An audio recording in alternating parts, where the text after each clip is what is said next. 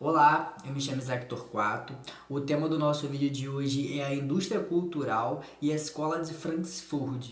Eu acho esse tema muito importante, muito irrelevante, porque ele atinge muito a nossa atualidade, já que nós estamos falando da cultura como uma industrialização, que está ali no recorte do século XX, que se perpetua e carrega até a atualidade. Meu nome é Isaac Torquato, tenho graduação em História pela Universidade Federal Rural do Rio de Janeiro e hoje explicarei para vocês o que é indústria cultural. Dada essa devida introdução, em um primeiro momento a gente vai pegar as escolas de Frankfurt e vai dividir elas em algumas etapas, sendo a primeira que está ali em 1919 a 1938, com duas figuras muito importantes, que é o Adorno e o Horkheimer. E o que eles estavam pensando e pregando naquele contexto? A crítica ao capitalismo. Nem em todo momento vão se criticar o capitalismo, mas é uma forma de que o capitalismo, né, ele se adentrou nas questões culturais. E aí o Adorno e o Horkheimer, né, vai fazer o quê? Né? Pensar nessa indústria cultural ali, né, que é um departamento que vai surgir ali na faculdade de Frankfurt, né?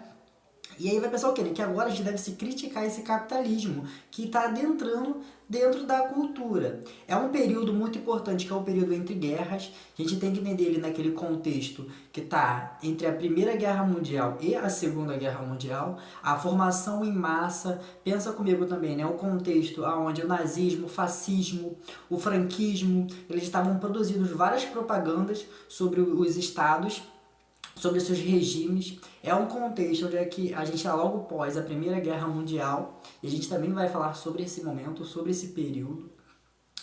Ele é muito importante, que ele também é muito influenciado pelo marxismo.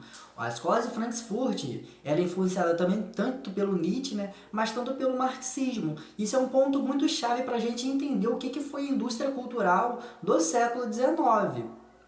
E aí, um conceito, né? A gente vai trabalhar sobre vários conceitos. Um dos conceitos muito importantes quando a gente fala sobre indústria cultural é a sociedade de massa. O que seria essa sociedade de massa para Adorno e Horkheimer, né? Quando eles vão pensar em indústria cultural? É que existe uma sociedade que vai produzir um monte de cultura em massa, como se fosse uma produção do proletariado mesmo, uma produção da indústria. A gente tem que entender, né, que agora a cultura ela não é mais uma coisa para ser cultuado, ela virou uma indústria, ela tem um mecanismo dentro dela como se fosse uma mercadoria. A indústria, a cultura vira uma mercadoria. E aí se vira uma mercadoria, vira uma sociedade de massa.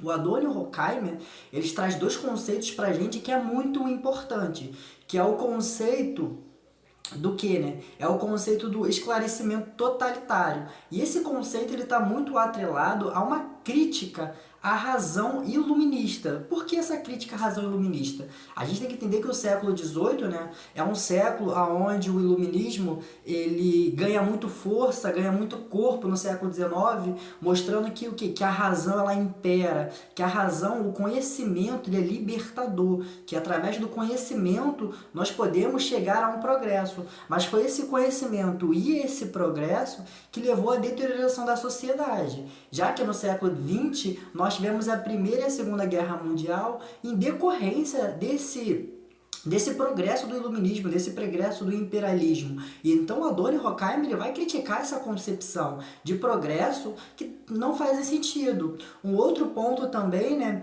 é que é falho, já que esse progresso ele trouxe uma falha, levando o quê? Dizendo que a tecnologia industrial ela não leva ao progresso. Não essa tecnologia que se pregava ali no final do século XIX e início do século XX, ela levou ao regresso. É esse contexto, o contexto também entre guerras, o contexto entre fascismo e nazismo, é nesse momento que está escrevendo, né, a indústria cultural de Adorno e Horkheimer.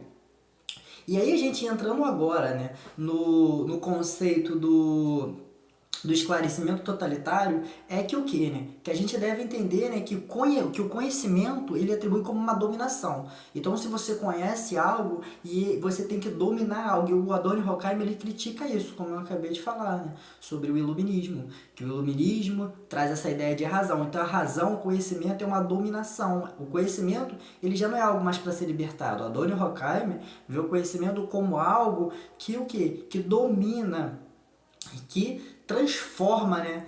que traz uma desesperança para Adorno e Horkheimer.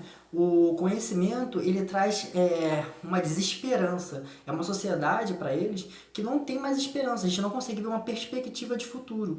E é nesse contexto que está pensando que, né, uma ausência da consciência revolucionária, da consciência de classe. Se a indústria e a cultura, pensando que também ali no século XX, né, nesses meados que ele está pensando esse trabalho, que está escrevendo este trabalho, é o contexto que o cinema norte-americano ali está começando a ganhar força, o período entre guerras das propagandas, a propaganda começa a ser mais massificada, é o que, né? Que é o contexto do que, né? Que essa cultura de massa leva a uma coisa chamada de alienação.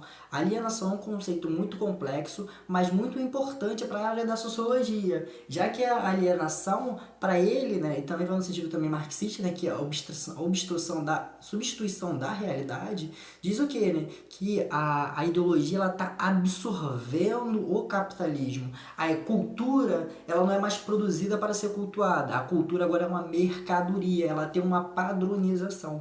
Existe um padrão de cultura, existe um padrão de consumos de cultura. Existe uma questão que é muito importante para a indústria cultural, é um ponto-chave para a gente entender, né, que o quê? Que a cultura ela cria necessidade. Você, antes de querer consumir algo, você cria necessidade de ter que consumir. É o consumo antes do consumidor. É o produto, né, antes do consumidor. E aí a gente entra no conceito agora de indústria cultural. E o que seria essa indústria cultural, né? Essa questão, né, como eu vim falando, né, que tem a ver com os rádios, as TVs, a internet, mas atualmente os jornais, tudo que envolve a questão da mídia. E pensa no que, né? Que é uma questão de uma homogeneização das pessoas. Que essa indústria, ela cria uma ideia de moda, uma ideia de gosto. E aí que eu acho muito importante a gente trabalhar um conceito que eu vou ir na área da psicologia, né? Que é o conceito de personalidade. Nós acreditamos, assim, no senso comum, de que personalidade é, por exemplo, eu gosto de rock, eu gosto de funk, eu gosto de pop, eu gosto de azul, eu gosto de preto. Isso tem a ver com a nossa personalidade. Isso não é personalidade. Isso é o quê, né? Isso é um padrão de consumo. Eu consumo algo que é me imposto. Isso não tem a ver com personalidade. A personalidade para a área da psicologia seria uma outra coisa. A personalidade dentro da área da psicologia é o nosso padrão de consumo. É o nosso padrão de consumo, não, desculpa. É o nosso padrão de comportamento. Se acontecem várias determinadas ações e nós tivemos toda vez esse mesmo padrão de comportamento, isso é personalidade. Vamos supor que em determinado momento, toda vez que eu caio de bicicleta, eu choro, eu esperneio, então esse é um padrão, então isso faz parte da minha personalidade. Não tem nada a ver com o que eu gosto, com o que eu quero. Então a gente já separa um pouco, distingue um pouco o que é personalidade, que tem a ver com padrões de consumo, personalidade não, desculpa.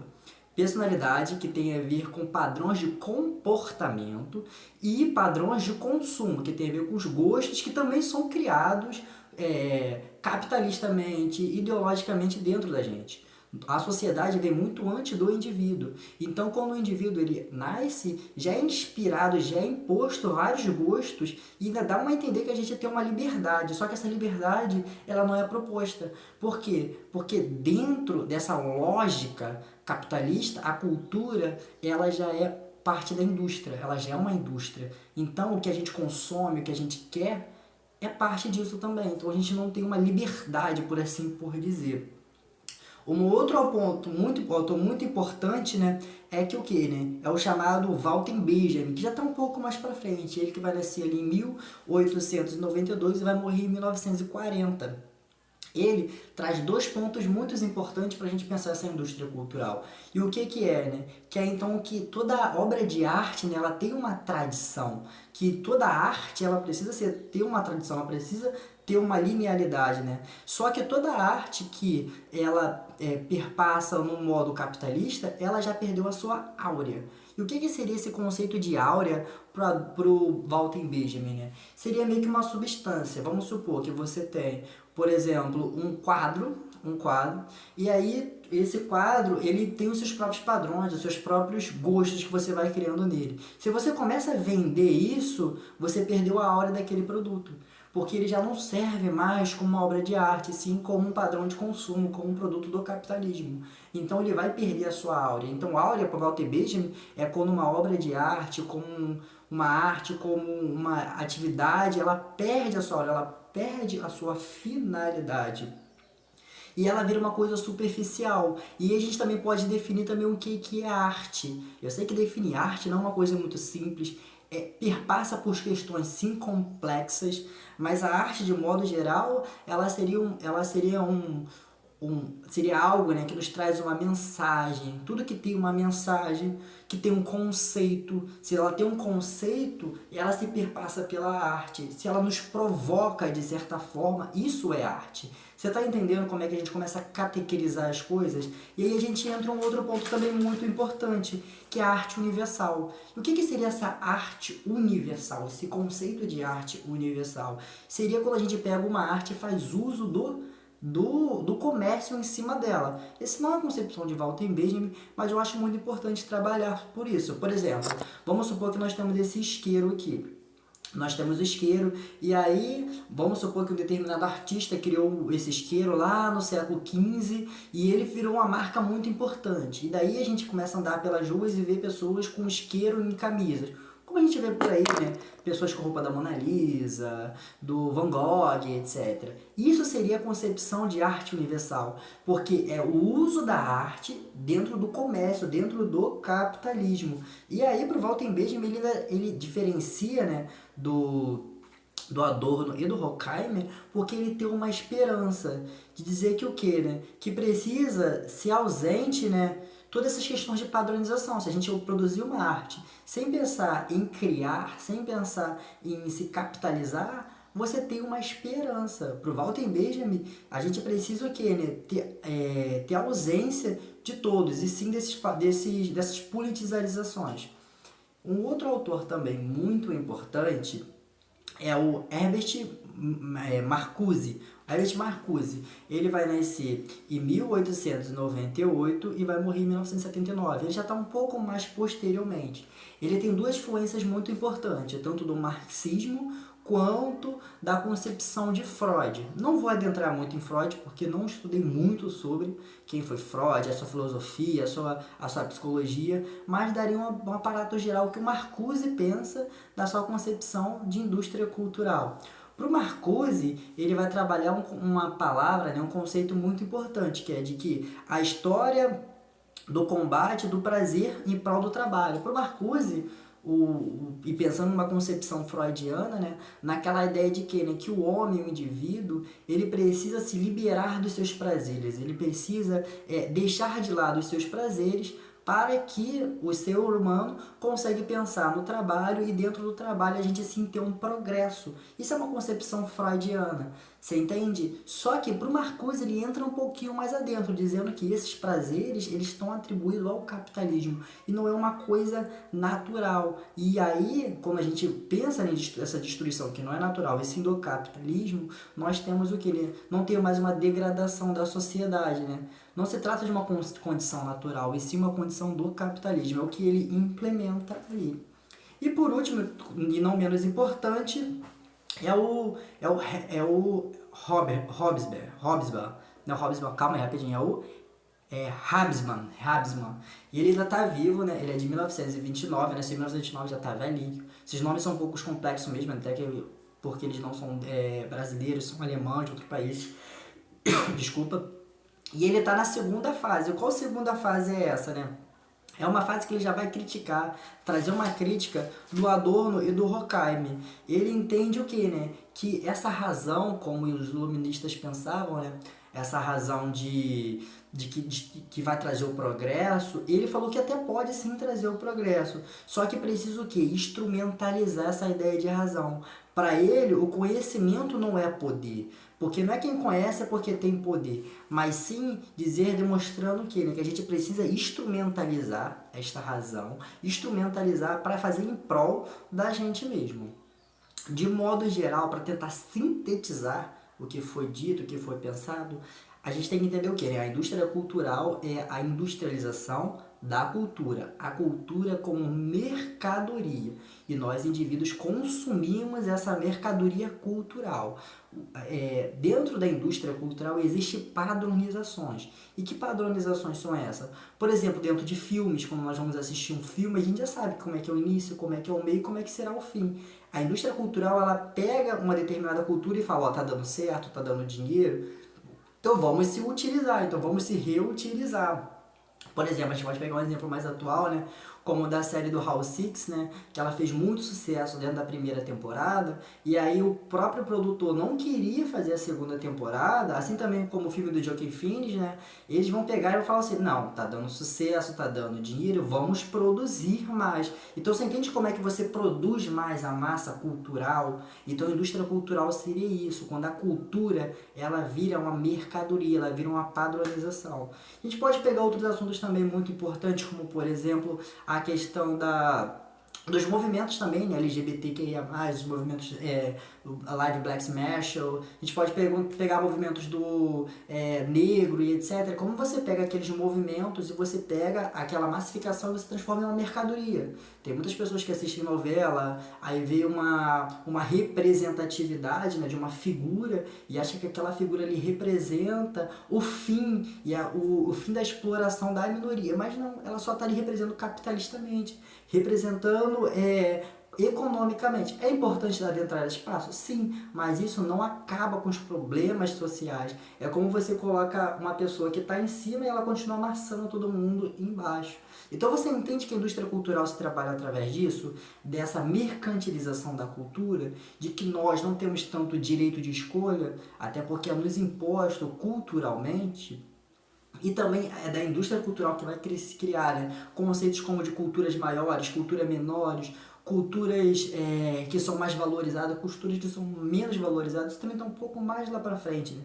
Não faz parte da indústria cultural, mas é de um autor muito importante, que é o Pierre Bourdieu, e de modo geral eu acho que é isso. É um tema simples de entender, é um tema bastante atual. A indústria cultural não é uma coisa muito complexa de se entender, mas eu queria deixar o adendo para isso, para a gente olhar cada vez mais para a nossa sociedade e questionar, né? Será que a cultura que está sendo trazida para mim, que está sendo colocada para mim, está sendo de forma pelos meus gostos? É questionar nossos próprios gostos, né? Tentar entender e demonstrar que até a nossa cultura que a gente consome, que a gente acha que faz parte da nossa personalidade, né? Já expliquei para vocês o que é personalidade, não faz parte desse momento, né? Dessa indústria hegemônica, desse poder aquisitivo. Desde já agradeço. Espero que tenha gostado do vídeo.